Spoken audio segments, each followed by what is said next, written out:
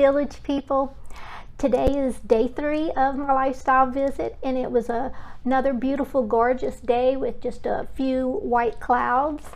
And today was spent exploring more of the villages. We drove through some neighborhoods and looked at a pre-owned open house that was actually still for sale when we got there.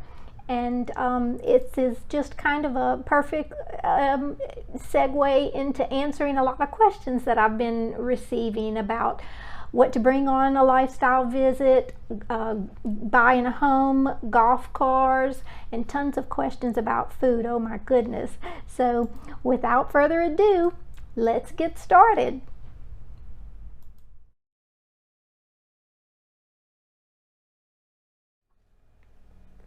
All right, first question is, what are some items to pack, bring on a lifestyle visit? This list is for everyone. Number 1, beach towels.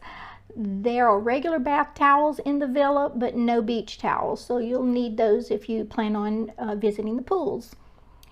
Next item, baseball cap or hat. Your head or scalp will burn in this piercing sun without a hat or the sun visor. You know, the sun kind of can go through the little hole part, so it's best to have a hat or a cap. Next item, dark sunglasses. Really needed. The lightly tinted ones had me squinting the whole day, so I needed to wear the darker sunglasses most of the time. Next item, golf or sports gear if you plan on playing. And a side note, if you're only here for like 2 to 4 days, the recommendation is to skip this. If you're here for your lifestyle visit for 5 to 7 days, you'll have more time. Personally, I barely had enough time with 6 days to accomplish everything or check things off of my list or not. Next item is an umbrella. Next item or items is your favorite coffee if you can't live without it. Otherwise, Publix has most of the major coffee and creamer brands. The villa actually had a small stock of various K-Cup brands and flavors, a few packs of sugar and sugar substitutes, and some non-dairy creamer packs.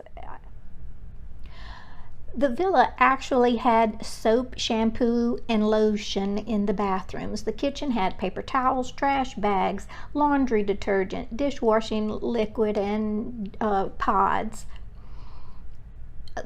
The only thing that I can give a tip on is to bring a pillow if you have a favorite. There's plenty of pillows in the villas, extra ones in the closet, but if you have a favorite one, you might want to bring it. All right, next item, tennis and golf shoes or sneakers. You won't be allowed to play golf, pickleball, or tennis unless you have them. Next item, casual shorts, cotton shirts, athletic wear, swimsuits. The last thing is a small brush or comb, and I'll cover that in a second. All right, this next session is going to address women only. Bring lots of sundresses.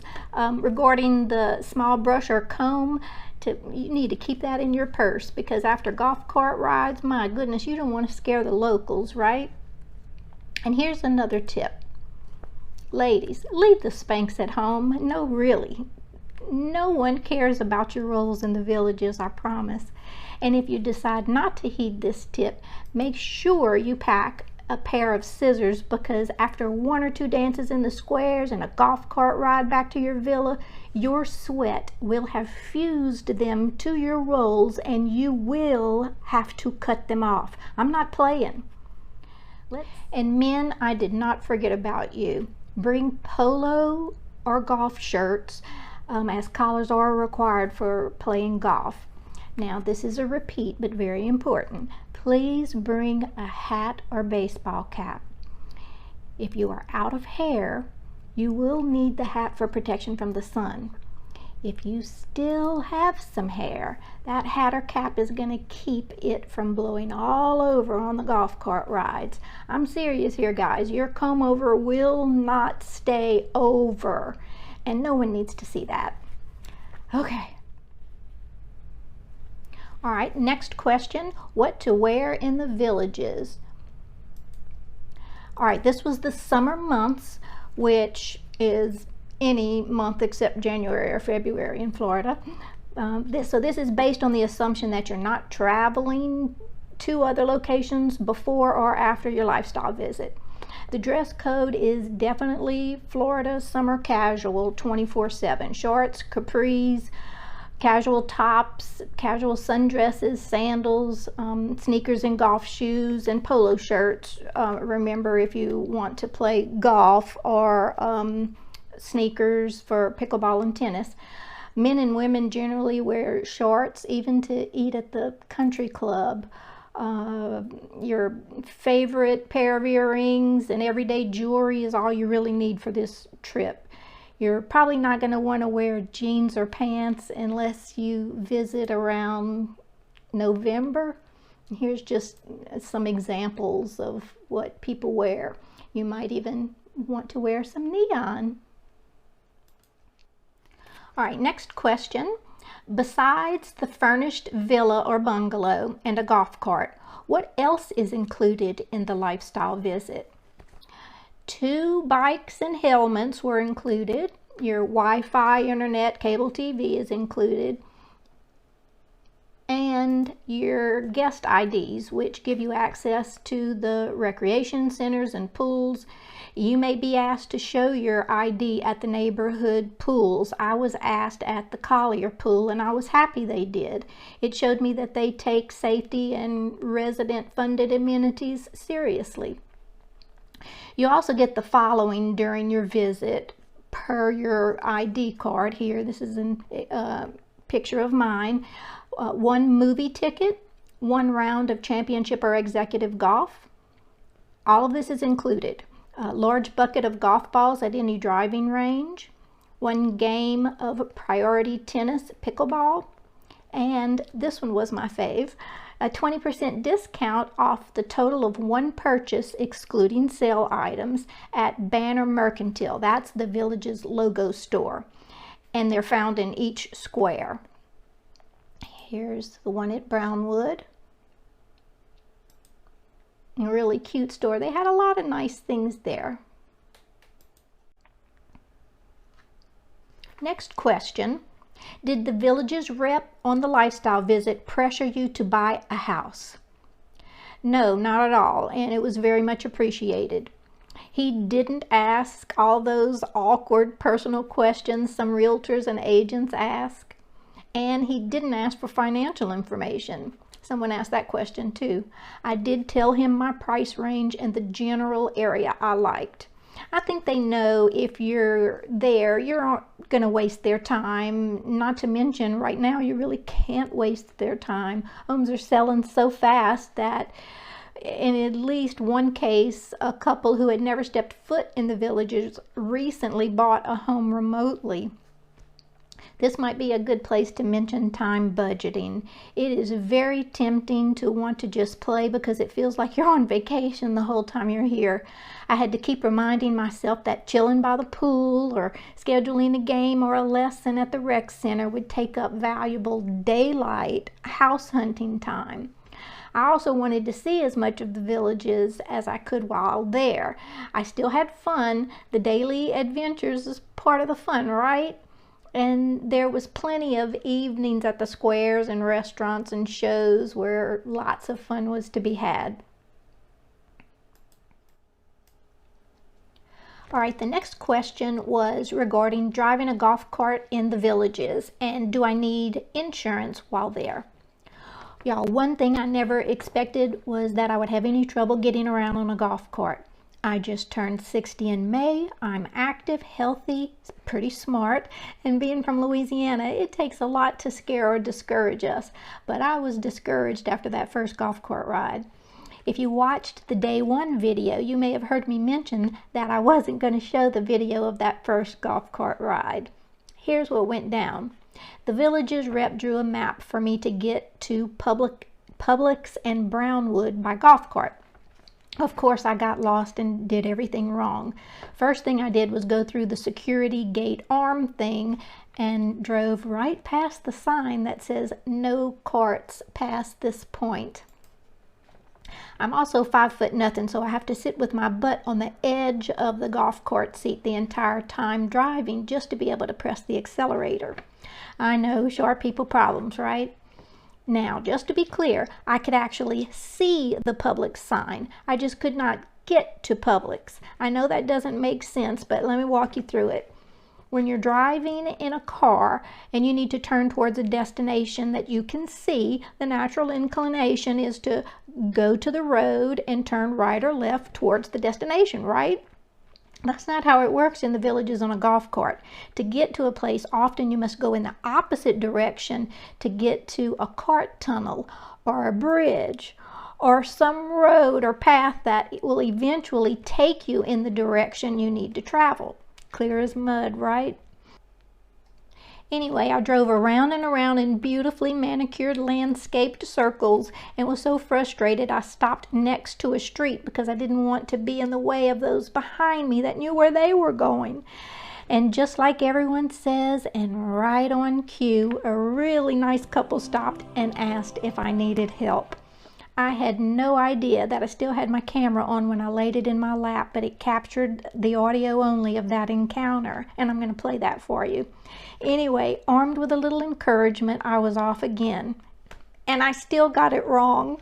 I wound up facing that same street that carts aren't supposed to be on.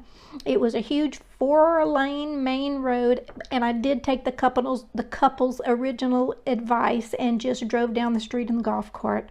It gets better. I then had to make a left turn across 2 lanes of car traffic to get to the Publix parking lot. Here's a snippet from that little shopping trip. The end, when I turned the golf cart off in the public parking spot, says exactly how I was feeling.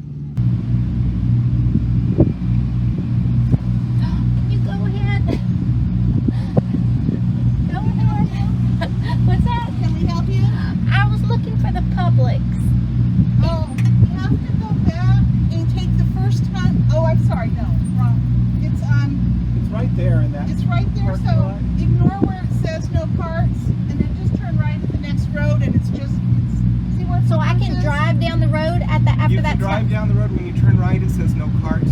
Just ignore it. It's just going to take you past the dispensary over there?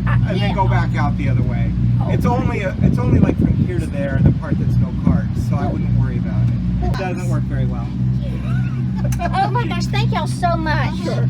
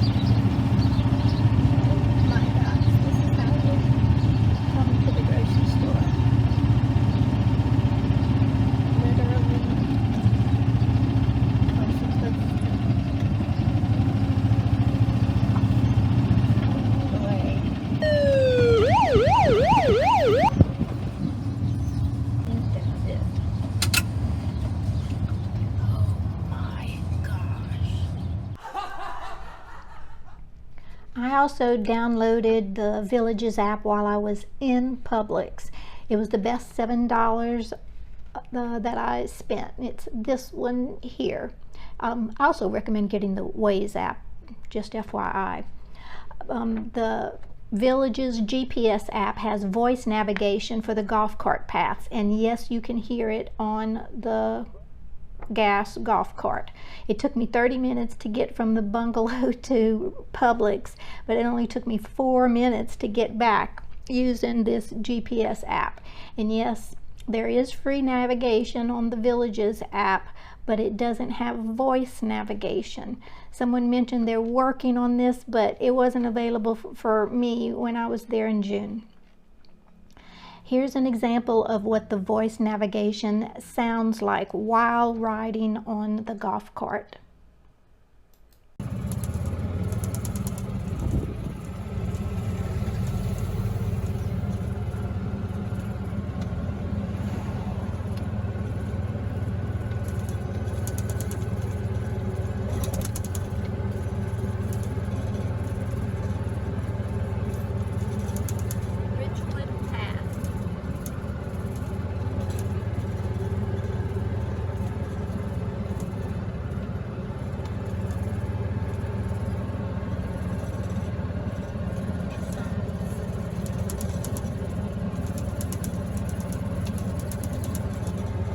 In 1,000 feet, turn right onto Inverary Avenue. I also recommend bringing a phone holder for your golf cart. I got one from Amazon before my trip and it worked perfectly. It had a suction. You could either suction it to the dash or the window, and it arrived quickly. I also saw the Caddie Buddy, which is really neat, but it wasn't going to arrive in time for my lifestyle visit. I really like the option that it swivels and attaches to the actual brace of the roof here, and that's another option if you're interested. Regarding golf cart usage and insurance, if you're new to golf carts, haven't driven in a long time, or just need a refresher, the third Wednesday of every month, the Villages offers a golf cart clinic at 10 a.m. at the Savannah Center. For more information, you can contact Jay Tulun at 352-750-5368, and I'll put his contact info in the video description and the link to the workshop. There's an estimated 75,000 golf carts in the villages. Versus an automobile, the golf carts are used for 80% of resident trips.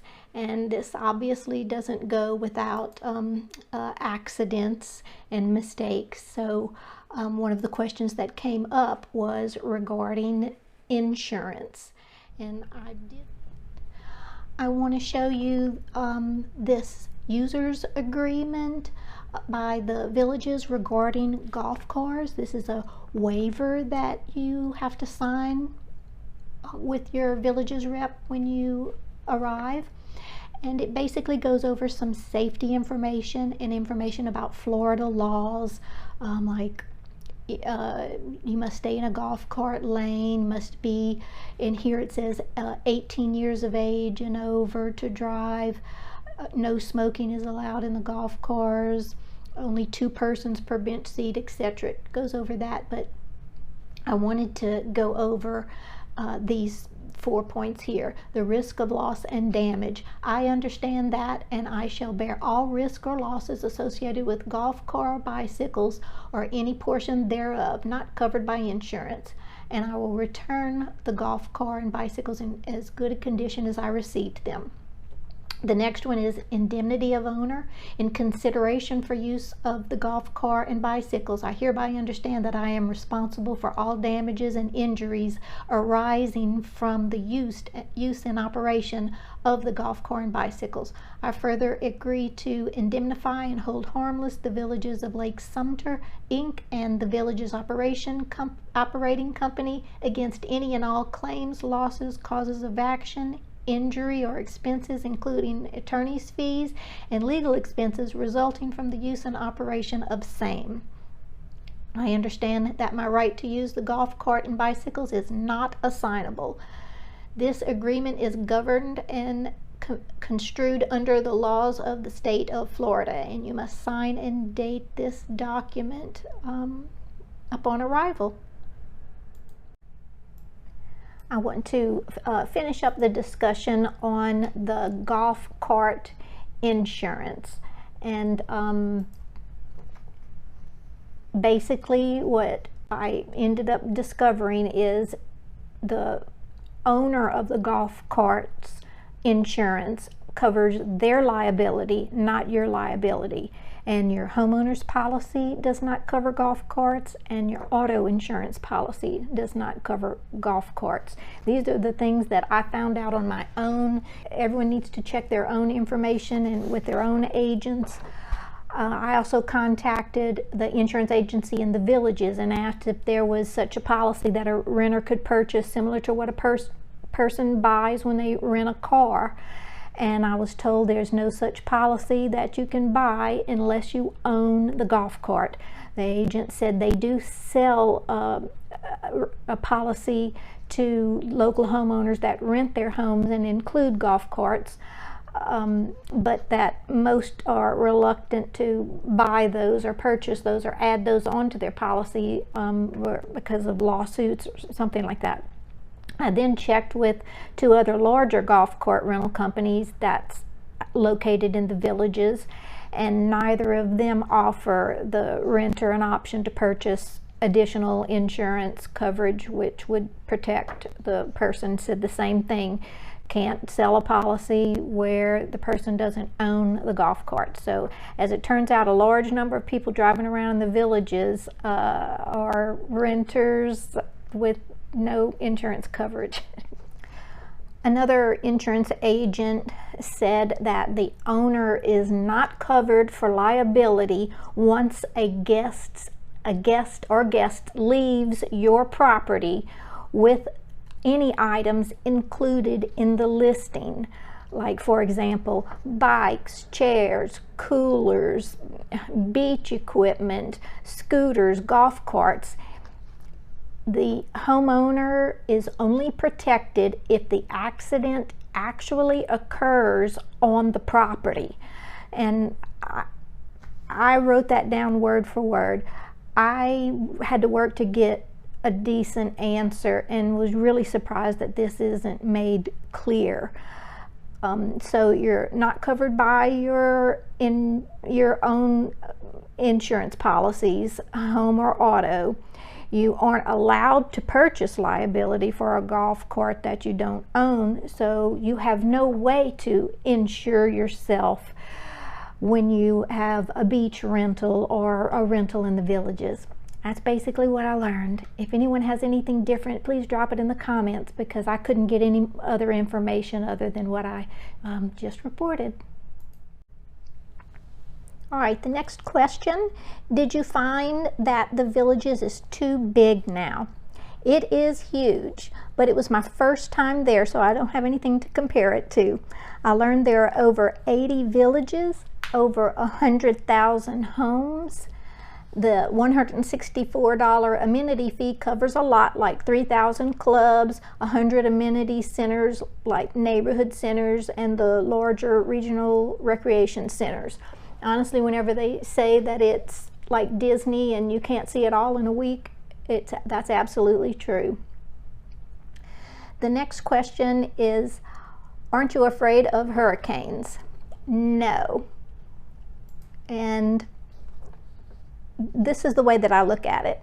With tornadoes, there's no warning. With hurricanes, they at least develop for a few days and are tracked over the water first, like the Gulf or the Atlantic. So there's plenty of time to prepare and get your food and emergency supplies just in case of power outages.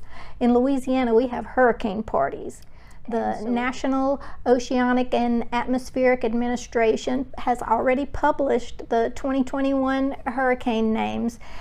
Did you know that they used to only be female names, and then of course somebody complained, so now they have male and female names. For comparison, they are predicting 13 to 20 named storms, and in 2020 there were 30. 5 of those hit Louisiana and 1 hit Florida, and that was Sally. They are predicting 6 to 10 hurricanes this year, and in 2020 there were 13. They are predicting 3 to 5 major hurricanes, and in 2020 there were 6. As a side note, on your homeowner's insurance, there's a separate hurricane section deductible.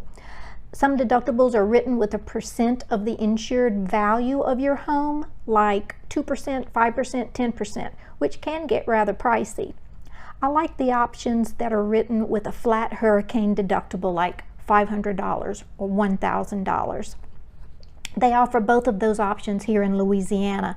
I think you can only have a percent option in Florida. All right, so back to hurricanes. Last year we had a record 30 named storms and had to continue with names from the Greek alphabet after we ran out of alphabet names. For 2021, the World Meteorological Organization decided that they would add a supplement list of names. So they're going to go through the alphabet a second time if we go all the way through to Wanda. And currently, we are already down to Elsa. So Fred is going to be next on the hurricane list. So how about you? Did your name make the list? Drop a comment and let us know if you're going to be a 2021 hurricane. And the next question, did you see Larry? No, I didn't see him. He had already been rehomed to Gatorland in Orlando. In case you don't know who Larry is, he is the 800-pound, 12-foot gator from the villages that has his own Facebook page. The caretakers at Gatorland said Larry's missing all the Twinkies the locals in the villages fed him, but he's adjusting well to his new home in a 15-acre lake that he shares with 120 other alligators. He now eats only fish and raw meat like a regular gator should. Chomp. All right, and here's a little video of Larry.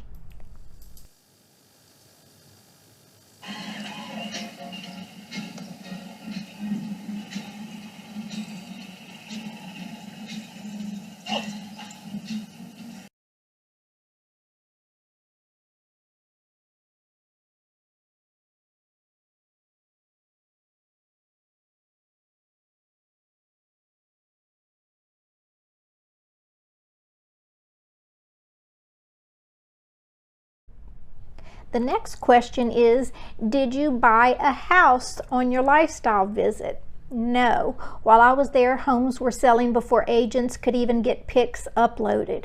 And most of the open houses that appeared in the Daily Sun were sold before the time of the open house or shortly after.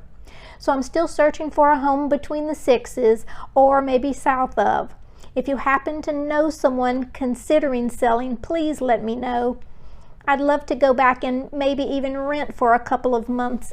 Bring my little dog Millie along with me this time. But I go back and forth on this decision. I'm sort of stuck between you only live once and thinking that that money would be better spent towards purchasing. What would y'all do? Let me know in the comments. I met a couple in Brownwood that was explaining their reasoning for moving to the villages. They said all their lives they had to make home buying decisions based on where the children's schools were or where they worked. This time they were making the decision based on where they wanted to live. And y'all, that kind of touched my heart because that's right where I am. The next video is of an open house that I did go to. It was on McGuire Street. It was a 3-bedroom, 2-bath, 1392 square foot. In 2019, the home was listed for $269,900, and at this open house, it was listed for $310,000.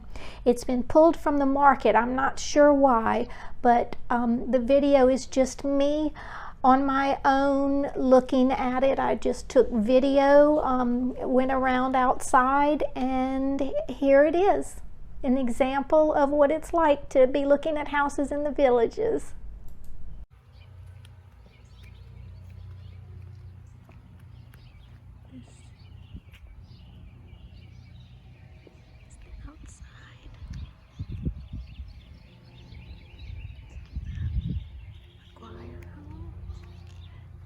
Cute.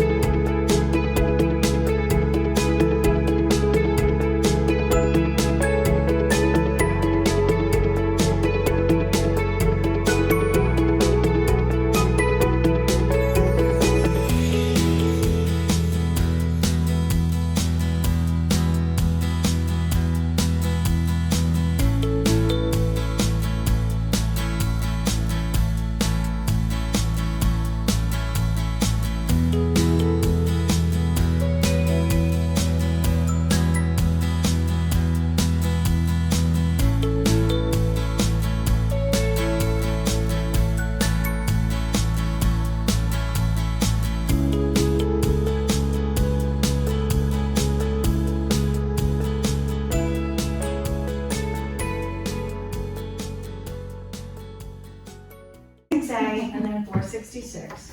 But this is a great area. Like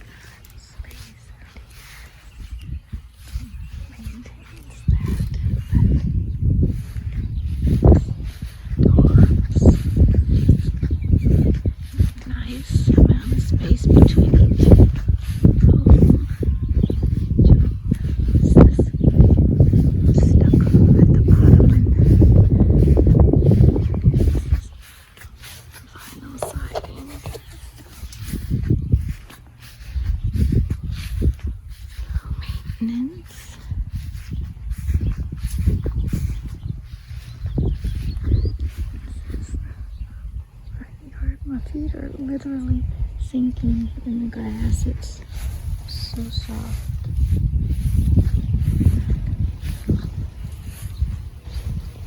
Here comes a neighbor with their golf cart.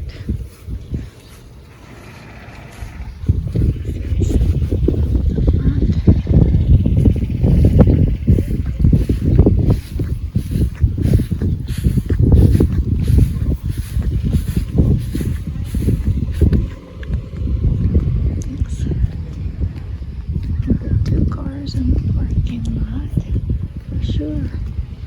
And it was a golf cart in there. Oh, but that was the white thing. Not sure.